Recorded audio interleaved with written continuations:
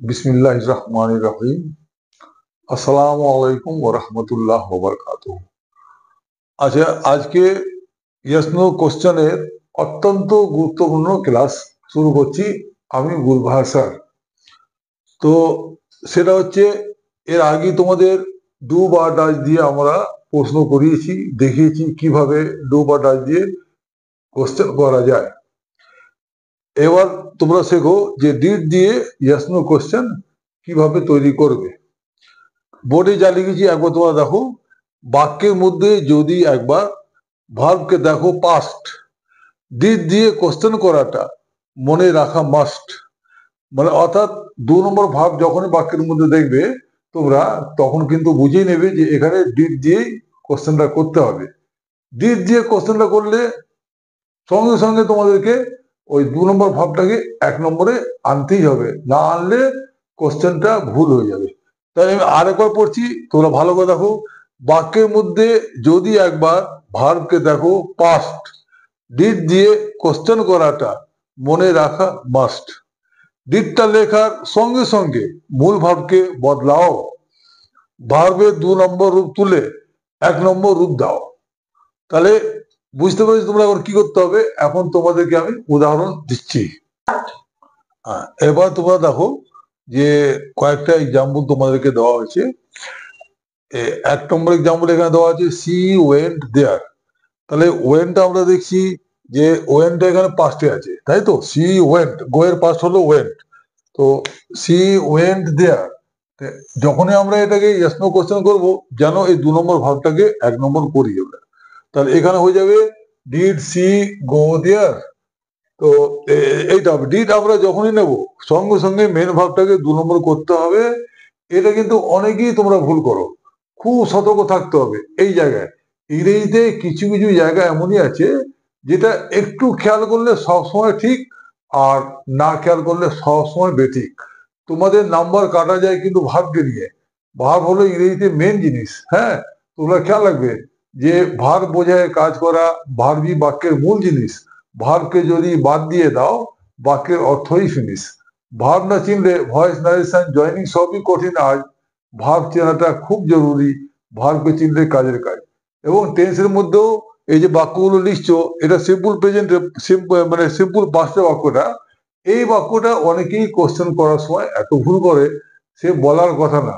ওই জন্যই এটা আমি বারংবার বলছি, তোমরা বারংবার ভিডিওটা চালিয়ে এটা দেখবে, তখন দেখবে যে এরকম ভুল তোমাদের পুরো শেষ হয়ে যাবে।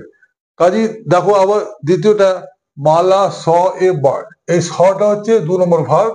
তাহলে এর 1 নম্বর ভার্ব তোমাদের জানতে হবে। ভার্ব যদি তোমরা ভার্বের রূপ যদি না জানো, তাহলে ইংরেজিটা কঠিন লাগবেই। আমি বলি, তাদের কাছে ইংরেজিটা সবসময় কঠিন যাদের জানা নেই ভার্বের 1, 2, 3। কাজে ইংরেজি যদি শিখতে যাও, ভার্বটা যদি না জানো, তাহলে ওটা বেকার। কাজেই তোমাদের ভার্বের বিভিন্ন রূপ জানতেই হবে। হ্যাঁ, তখন এটা একেবারে সোজা। ক্লিয়ার? তাহলে ওখানে যখন হলো মাদার স এ বার্ড, এটা 2 নম্বর, সেই জন্য আমরা ডিড নিয়ে কে সি করেছি। Did Mala, did Mala see a bird. এখানে Mala saw a bird, yes no কোশ্চেনে হলো did Mala see a bird. এবার দেখো, পরম কেম ইয়েস্টারডে। পরম গতকাল এসেছিল, এর মানে হলো পরম কেম। কেমটা 2 নম্বর ভাব হচ্ছে কেম, এর 1 নম্বর হলো কাম। সুতরাং ডিড আমরা যখনই ব্যবহার করব, আগেও বলেছি আবার বলছি, তখন সঙ্গে সঙ্গে মেন ভাবটাকে আমাদের 1 নম্বরে আনতেই হবে। ডিড পরম কাম। এবার কাম যদি এখানে কেম লিখে দাও, সম্পূর্ণ ভুল, কাটা, নাম্বার পাবেই না। এটা অনেকেই লিখে ডিড পরম কেম ইয়েস্টারডে। আরে যখন আমরা ডিড নেব, তখন খেয়াল রাখতেই হবে যে ভার্বের রূপ পাল্টাবে, 2 নম্বর থেকে 1 নম্বরে হবে। ক্লিয়ার? তো ডিড পরম কাম ইয়েস্টারডে। এবার দেখো, সোমা কুকড রাইস। এখানে ইডি যোগ করে পাস্ট করা হয়েছে, ভার্বটাকে 2 নম্বরে আনা হয়েছে, সোমা কুকড রাইস। তাহলে আমরা 2 নম্বর দেখি ডিড আনলাম, ডিড সোমা, আর কুক থেকে ইডি আমরা বাদ দিয়েছি। এখানে কুকড আছে, এখানে আছে কুক। হ্যাঁ, ডিড সোমা কুক রাইস। এবার ইউ প্লেড বল। প্লেড, এখানেও ইডি যোগ করা হয়েছে। তো ইউ প্লেড বল, এখানে কোশ্চেন করতে কাজে আমরা একই জিনিস নেবো, ডিড, তারপরে ইউ প্লে। এবার প্লেড কে এখানে ইটি ছিল, ডিড নেওয়ার জন্য আমরা ওটা প্লে করলাম, কারণ একটা বাক্যের মধ্যে দু রকম ভার্ব পাস্টে হতে পারে না, এটা একটাই হবে। ডিড যখনই তোমরা ইয়েস নো কোশ্চেন করার জন্য নেবে, সঙ্গে সঙ্গে মনে রাখবে যে মেন ভাবটা অবশ্যই অবশ্যই এক নম্বরে আনতেই হবে, তা না হলে বাক্যটা সম্পূর্ণ ভুল বলে গণ্য হবে। তো এটা হবে প্লে। এবার লাস্ট এক্সাম্পল তোমরা দেখো, উই এট ম্যাঙ্গোস, আমরা আমগুলো খেয়েছিলাম। এট, এখানে আছে এট, এট এটা হচ্ছে 2 নম্বর ফর্ম, তো 1 নম্বরে হবে ই এটি ইট, 1 নম্বর। তো ডিড আমরা নিয়েছি এখানেও, 2 নম্বর দেখেই আমাদেরকে ডিড নিতে হবে। তাহলে এটা হবে ডিড উই ইট ম্যাঙ্গোস, আমরা কি আম খেয়েছিলাম। তো এখানে আমি আরেকবার বলছি, তারপর তোমাদের ইয়েস নো কোশ্চেনের যত রূপ আছে, কিছু মডালস আছে, হ্যাভ আছে, মডালস আছে, হ্যাভ ভার্ব আছে, বি ভার্ব আছে, এবং কখন ডু ডাই ডিড নিয়ে ইয়েস নো কোশ্চেন করা হয় তা তোমাদের সবটাই আলোচনা করা হলো।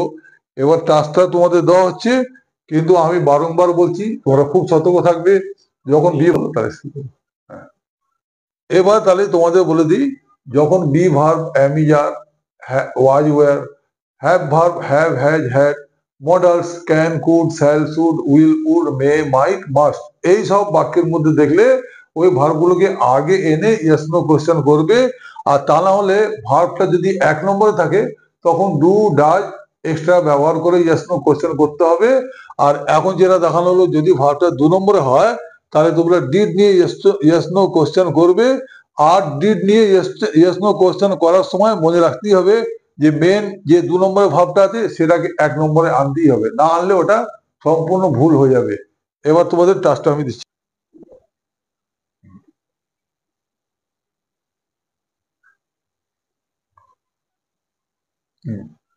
এবার তোমাদেরকে ইয়েস নো কোশ্চেন তৈরি করার কাজটা দিয়েছি, অনেকগুলো আছে।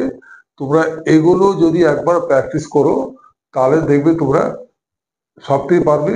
এবং মানে তোমাদের কাছে ইয়েস নো কোশ্চেন আজকের পর আর আশা করি না যে কোনো সমস্যা থাকবে।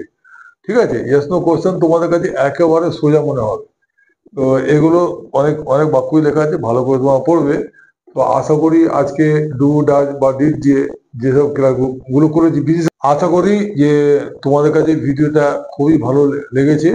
আর আমি জানি তোমরাও জানো যে এগুলোই তোমাদের সমস্যা, ছাত্রছাত্রীরা এগুলো করতে অনেক হিমশিম খেয়ে যায়, অনেকেই ভুলভাল করে ফেলে, ভার্বেরই যত গোলমাল হয় সব।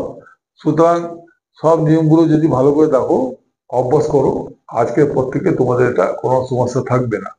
কিন্তু যেসব তোমার বন্ধু বান্ধব বা আত্মীয় স্বজন যাদের কাছে ইংরেজিতে সমস্যা, যারা ইংরেজিতে পিছিয়ে, তাদের জন্য তোমাদেরকে আমি বলছি যে ইংরেজিতে পিছিয়ে যারা, তাদের করো কেয়ার, তাদের জন্য করতে পারো বেশি বেশি শেয়ার।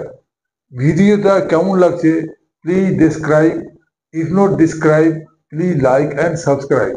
তোমরা তাদেরকে যত বেশি বেশি শেয়ার করে পাঠাতে পারো, দেখবে তোমার বন্ধুরা, তোমার আত্মীয়রা তোমাদের উপর খুব খুশি হয়ে যাবে। আর এটাই তো প্রবলেম। আশা করি আজকের পর থেকে তোমাদের ইয়েস নো কোশ্চেনের প্রবলেম অনেকটা মানে সলভ বলতে অনেকটা সহজ হয়ে যাবে, তোমরা পারবে। এই বলে আজকে আমার ভিডিওটা শেষ।